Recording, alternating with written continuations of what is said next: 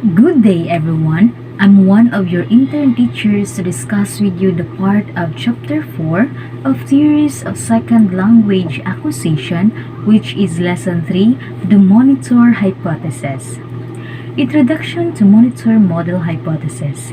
It is also called Stephen Krashen's Theory of Second Language Acquisition. It was suggested by the American linguist Stephen Krashen.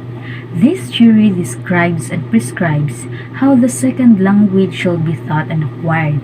So, this theory suggests some procedures and techniques that teachers can, let's say, follow to teach the second language, and also it presents techniques and activities that the learners can opt for to learn or to acquire a second language.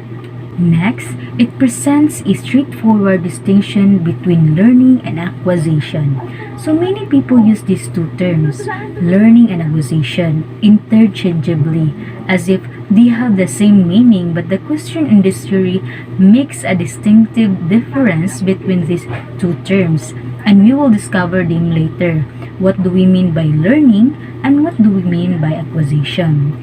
And also, it also explains how learners develop a mental device to monitor their mistakes while using a second language. So when we say learning and acquisition, we are talking about the learning versus acquisition hypothesis. And when we talk about the mental device, we refer to the monitor hypothesis. Moreover, it gives a clear order through which lessons in a second language should be delivered. Here, we are talking about the natural order hypothesis.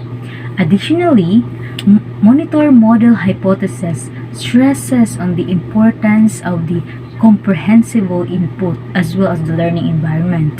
When we say the learning environment, we mean the affective filter hypothesis. Who is this Krashen guy? A linguist, a SLA realist or second language realist, educational researcher, an activist, and professor emeritus at the University of Southern California. Since the 1980s, Krashen has been publishing books and articles on his findings and theories of second language learning. The monitor hypothesis explains the relationship between acquisition and learning, which points out the learning language that provides rules for its use and that these rules can cause people to monitor their output. The language that we subconsciously acquire initiates our speech in a second language and is responsible for our fluency, and the language we have consciously learned acts as an editor or monitor. We somewhat acquire some second language, or we shall say acquired competence. Then after that, we try to figure out what must change or what words must to figure out which distinguish rules and procedures, and that process is so-called learned competence or the monitor, or which is the output. I have here an example scenario. Mrs. Luna, I'm so excited about visiting the stadium for our field trip. Abdi, I'm happy you are excited. Just remember to take off your hat before we go into the restaurant for lunch. Okay, Mrs. Luna. I remembered earlier. I taked off my hat for breakfast. I'm glad you took off your hat for breakfast, Abdi. Good job. I just heard you talking to Abdi. I noticed you did not correct him when he said, taked. Yes, Miss Templeton. He's still learning English. Shouldn't you correct him when he uses the wrong form of a word? How is his English going to get any better if you don't correct it? Miss Templeton, I learned in class that when I apply Krashen's monitor hypothesis, I shouldn't correct Abdi's grammatical form directing. Why not, Miss Luna? Well, he's still acquiring the language. If I simply continue to model the correct grammatical form, it will start to become natural for him.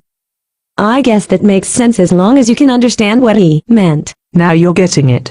If the error does not impede communication, modeling the correct form is very effective. Thanks for the tip. I think that you already know what Mrs. Luna tries to explain to Miss Templeton and what words need to monitor or thought to Andre. That example will give you enough knowledge about when or how to monitor certain learners in different situations. So, if we have enough time, focus on grammatical form, and we know the rules, we can effectively monitor ourselves. Just because we learn language rules and grammar does not mean we know how to apply them. Even though how you are capable of the rules and you have a wide knowledge of grammar, there is still certain situation you don't know how to apply them. You don't know how to engage in the following rules. Krashen contends that if we cannot put the language into context, we will not acquire the language, and he calls this comprehensible input. When we say comprehensible input is a language input that can be understood by listeners, despite them not understanding all the words and structures in it. I will share with you the statement of Stephen Krashen explaining the comprehensible input and understand what he is trying to explain and analyze some examples that he will be given. We all acquire language the same, and rather than just talk about it, I'd like to show you. I'd like to take just a couple of minutes and give you some sample language lessons. I'll use a language that I'm sure you've heard before and maybe some of you speak, and you can tell me which of these two very brief lessons you like better. Here's lesson number 1. Wir werden jetzt anfangen, Deutsch zu lernen.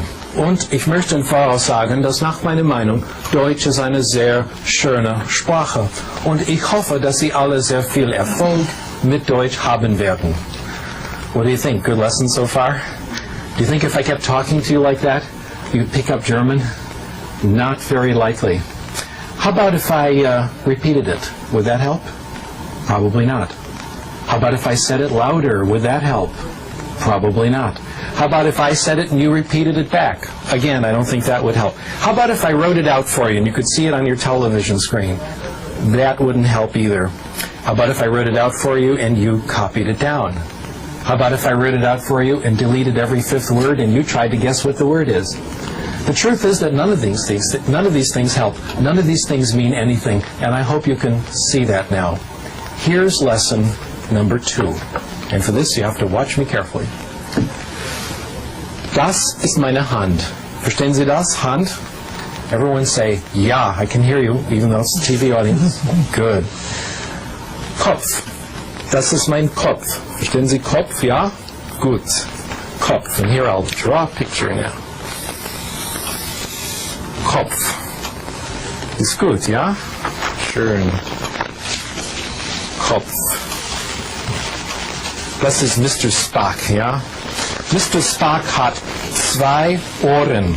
Ohren. Verstehen Sie Ohren? Er hat 2 Ohren. Okay, Mr. Spock. Ja? Ach, nein. Entschuldigung. Okay. Augen. Verstehen Sie Augen? Augen. Wie viele Augen? 1, 2, 3 Augen. 3 Augen. Ist das richtig? 3 Augen? Nein. Wir haben nur 2 Augen. Mund. Verstehen Sie Mund? Und hier ist eine Zigarette, ja? Nein. Zigaretten sind nicht gut. If you understood lesson number 2, not every word, but more or less, I did everything necessary to teach you German. And now I'm going to share with you the most important thing I have learned about language. Probably the best kept secret in the profession. We acquire language in one way and only one way, when we understand messages. We call this comprehensible input. We acquire language when we understand what people tell us, not how they say it, but what they say, or when we understand what they read. I know that you really understood what he is trying to explain about comprehensible input, or what language must be undergone in a certain situation, or when we'll be using a certain language in a specific situation.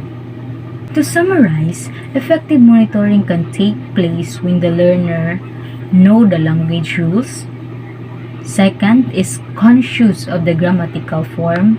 And the third one, and has time to use and practice this knowledge. According to Krashen, there are three types of monitor users. First, we have the overuser. Monitor overusers they are so concerned with the correctness of speech and they never really speak with any real fluency. They edit their speech too much. Next is the underuser. The monitor underuser usually appears to speak fluently but pays little attention to form and has little knowledge of rules. The third one, last, is the optimal user. Monitor optimal users are really the target. When we produce optimal users, they use the monitor with its appropriate and does not interfere with conversation. They really have enough knowledge of when or how to apply or use some rules and procedures in monitoring. And that's all about Lesson 3 of the Monitor Hypothesis of Theories of Second Language Acquisition. Thank you and have a good day, everyone.